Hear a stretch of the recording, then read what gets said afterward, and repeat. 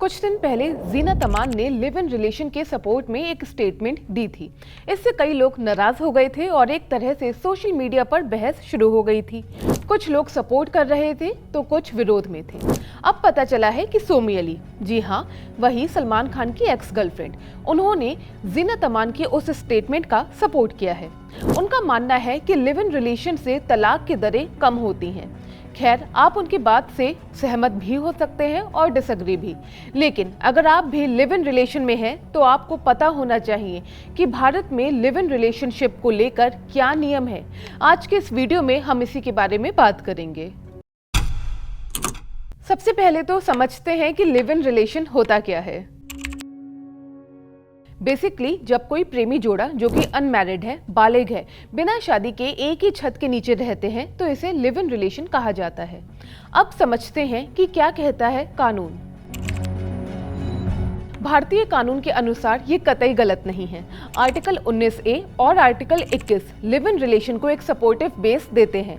Article 19A आपको अभिव्यक्ति की स्वतंत्रता का अधिकार देता है और आर्टिकल 21 के तहत किसी भी व्यक्ति को कानून द्वारा स्थापित प्रक्रिया के अलावा उसके जीवन या व्यक्तिगत स्वतंत्रता से वंचित नहीं किया जा सकता।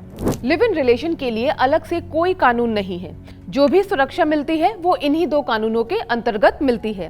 कई ऐसे बड़े बड़े जजमेंट्स हैं जिनमें कोर्ट ने लिव इन रिलेशन के सपोर्ट में डिसीजंस दिए हैं। जैसे सुप्रीम कोर्ट ने बद्री प्रसाद बनाम डायरेक्टर ऑफ कंसोलिडेशन केस में पहली बार लिव इन रिलेशनशिप को वैध माना था। इसके बाद 2010 में महिलाओं की सुरक्षा पर चर्चा करते हुए लिव इन रिलेशनशिप को कानूनी मान्यता दी गई थी। कोर्ट ने कहा कि जो महिलाएं लिव इन रिलेशनशिप में हैं, वो घरेलू हिंसा कानून के तहत कवर्ड है। इंदिरा शर्मा बनाम वीके शर्मा के 2013 के मामले में भी सुप्रीम कोर्ट ने कहा था कि अगर लिव इन में रह रही महिला घरेलू हिंसा का शिकार होती है तो उस महिला को घरेलू हिंसा के जो कानून है उनके अधिकार मिलेंगे। महिला संरक्षण अधिनियम 2005 के अंतर्गत उसे संरक्षित किया जाएगा। 1978 के बद्री प्रसाद बनाम उप निदेशक मामले में सुप्रीम कोर्ट ने कहा था कि भारत में लिव इन रिलेशन कानून के मुताबिक है, लेकिन इसमें दोनों की सहमति होनी चाहिए, दोनों ही बालिग होने चाहिए और दोनों ही मानसिक रूप से स्वस्थ होने चाहिए। लता सिंह बनाम उत्तर प्रदेश 2006 के मामले में भी सुप्रीम कोर्ट ने कहा था कि अगर दो ऑपोजिट जेंडर के लोग एक साथ रहना चाहते हैं तो वो वैध है। एक सवाल ये भी है कि अगर लिव इन रिलेशन के दौरान कोई बच्चा पैदा हो जाता है तो क्या उसे भी सभी अधिकार मिलेंगे? इसे समझने के लिए हमारे पास 2022 का कटोकांडरी एडाथिल मामला है। इसमें सुप्रीम कोर्ट ने कहा था कि अगर लिव इन के दौरान कोई बच्चा पैदा हो जाता है तो उसे जायज कहा जाएगा और उस बच्चे को पारिवारिक उत्तराधिकारी बनने का भी मौका मिल सकता है। ये सब बातें तो लिव इन रिलेशन के समर्थन में थी जब कोर्ट ने लिव इन रिलेशन को डिफेंड किया हो, लेकिन कई बार कोर्ट ने काफी सख्त बातें भी कही हैं। इलाहाबाद हाई कोर्ट की एक टिप्पणी है जिसमें कोर्ट ने कहा था कि हर मौसम में पार्टनर बदलना सही नहीं है।